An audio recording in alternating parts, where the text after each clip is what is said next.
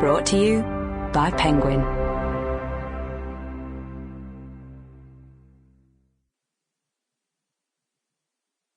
Human Rights, The Case for the Defence, written and read by me, Shami Chakrabarti.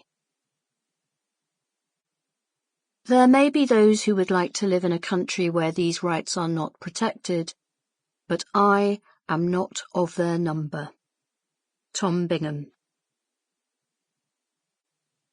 Introduction. Dignity is indivisible. Without dignity, our lives are only blinks of duration. But if we manage to live a good life well, we create something more. We write a subscript to our mortality. We make our lives tiny diamonds in the cosmic sands. Ronald Dworkin.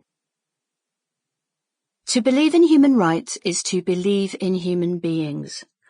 It is to strive for everything we need to live with the possibility of flourishing in the world.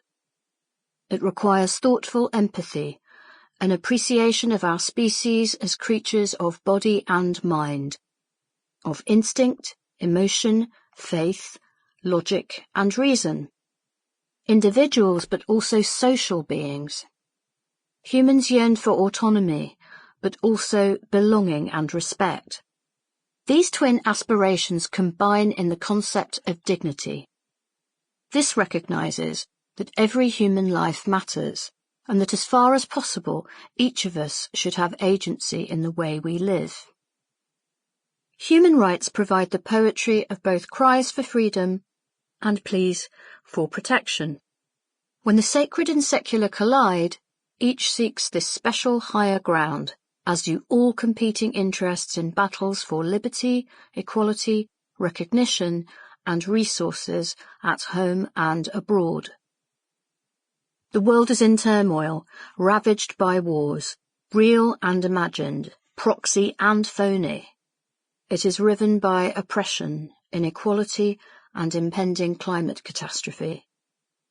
What many had come to rely on as the post-1945 settlement for securing greater justice, equality, and peace is now once more in flux.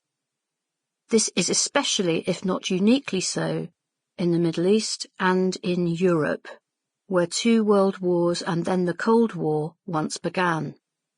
However, despite all sorts of progressive advancement, global population growth and technology and weapons proliferation mean an ever greater interconnection that makes conflict anywhere perilous for people everywhere. As a currency of values, human rights are constantly called upon and yet still reviled. Invocation and attack may come from the same voices at different times. There are sceptics across the political spectrum. They question whether we need any higher laws, let alone fundamental rights, that the powerful, whether via might, privilege, or numbers, may neither bestow nor withdraw. They contest the basis of these principles, their content, limits, application, and enforcement. Is it possible to agree, or at least establish the ground rules of reasonable disagreement, so that human rights might survive and offer comfort and a compass for the future? I believe so.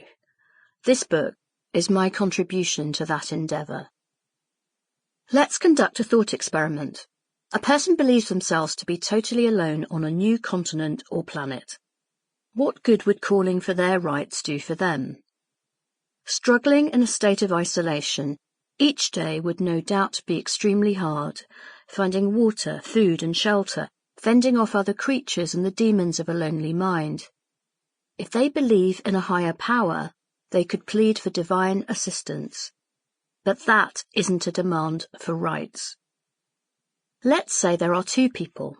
They are in cooperation, conflict, or some combination of the 2. They discuss and debate the wisdom of particular courses of action, even how fairly they treat each other. These interpersonal disputes might be resolved by partnership and agreement, or by domination. Perhaps one would emerge as the leader over... Sample complete. Ready to continue?